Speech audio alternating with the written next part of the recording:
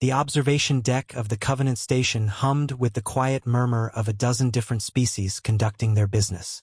Lisa watched from her table near the viewport as Jackson pulled out his combat knife, laying a maintenance cloth beside it.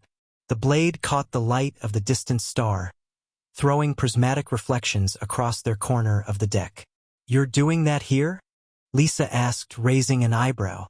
Jackson shrugged, his weathered hands already working oil into the metal.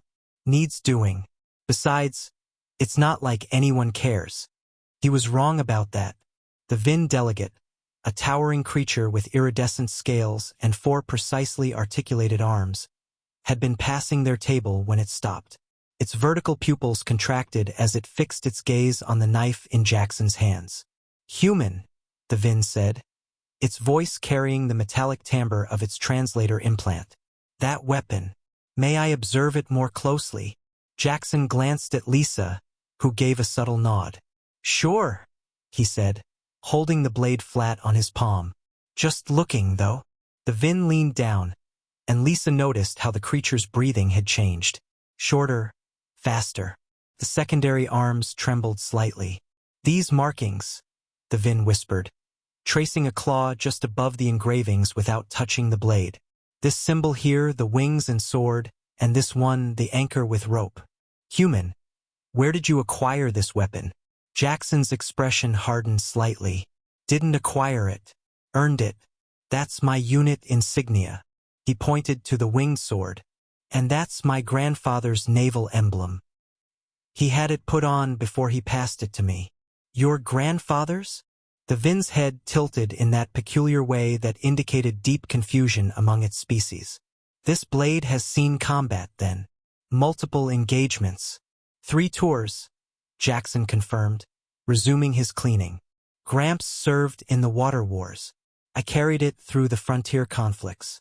The Vin straightened abruptly, its scales shifting to a darker hue. Lisa recognized the color change.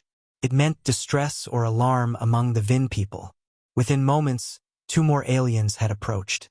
A Kether with its crystalline carapace refracting light, and a Maureen whose tentacles writhed with barely contained emotion. "Is it true?" the Ketheran asked, its voice like wind chimes. "A human heirloom blade. One that has tasted battle?" Lisa stood slowly, her hand instinctively moving near her sidearm. "What's going on?" The Maureen's translator crackled to life. "Forgive us. We do not mean alarm, but you must understand. Among the civilized species of the Galactic Council, weapons are impersonal, manufactured, registered, assigned. They are tools, nothing more." Jackson looked at them, still holding his knife.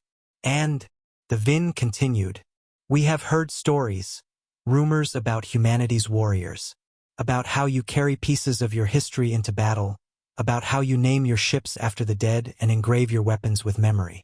We thought these were exaggerations. Propaganda, perhaps, to make your species seem more formidable." Jackson barked a laugh. "Formidable? It's just a knife." "No," the Ketheran said firmly. "It is not just anything." The alien gestured toward the blade.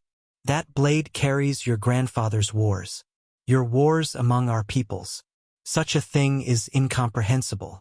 When we fight," the Ketheran continued, "we fight with standard equipment manufactured by the lowest bidder, distributed by logistics algorithms. When the battle ends, we return the equipment. We do not keep it. We do not pass it down. We do not engrave it with the symbols of our victories or our fallen." Lisa felt the weight of their words settling over the deck. Other species had begun to gather, drawn by the commotion. She could see dozens of eyes and eye analogs fixed on Jackson's knife. "You have to understand," the Maureen added, its tentacles now still. "We have weapons that can crack planets, ships that can cross the galaxy in days. But this," it gestured toward the blade, "this we do not have. This connection to violence that makes it personal. Sacred, even." Jackson looked down at the knife, then back up at the assembled aliens. "Every scratch on this blade tells a story." He pointed to a nick near the hilt.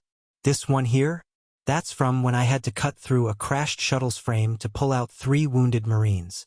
He pointed to another mark. "This one? From a Kreb raider who got too close in close quarters. He touched the engravings. And these emblems remind me why I fight, who I fight for. The observation deck had gone completely silent. When the Devourers came to your colony worlds last year, the Vin said quietly, we sent fleets, millions of ships, each one identical to the next, crewed by soldiers who saw it as a duty cycle, nothing more.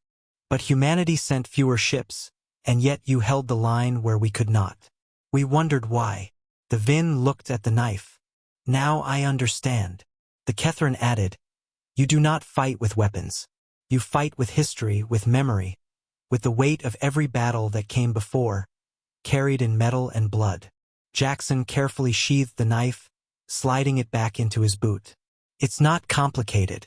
This knife reminds me that I'm not the first to stand in the dark, and I won't be the last. My grandfather faced his wars.